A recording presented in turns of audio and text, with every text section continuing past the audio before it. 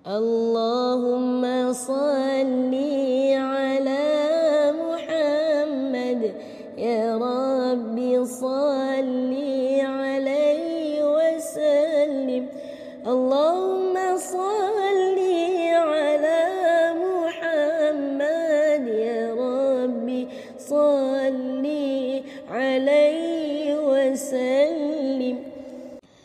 Allahumma salli ala Muhammad, ya Rabbi salli alaihi wasallim.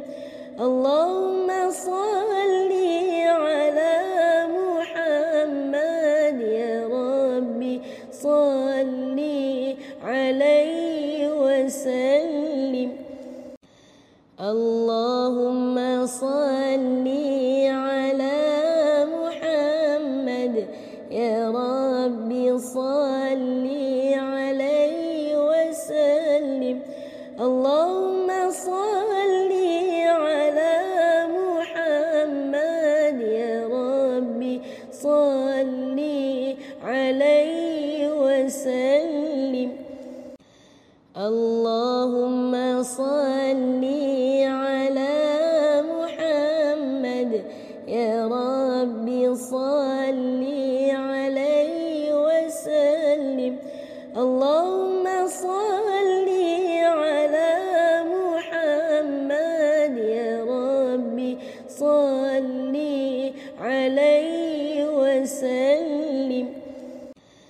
Allahumma salli ala Muhammad, ya Rabbi salli alaihi wasallim. Allahumma salli ala Muhammad, ya Rabbi salli alaihi wasallim.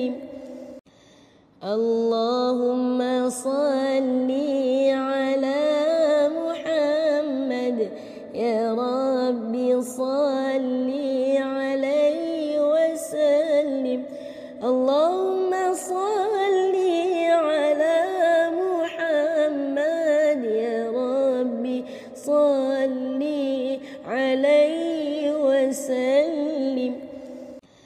Allahumma salli ala Muhammad, ya Rabbi salli alaihi wasallim. Allahumma salli ala Muhammad, ya Rabbi salli alaihi wasallim. Allahumma salli ala Muhammad, ya Rabbi salli alaihi wasallim. Allahumma salli ala Muhammad, ya Rabbi salli alaihi wasallim. Allahumma salli ala Muhammad, ya Rabbi salli alaihi wasallim. Allahumma salli ala Muhammad, ya Rabbi salli alaihi wasallim.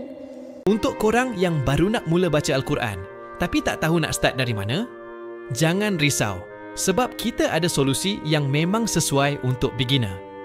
Al-Quran khas untuk orang yang baru nak mengenal Al-Quran. Klik link di bawah sekarang untuk dapatkan Al-Quran ni.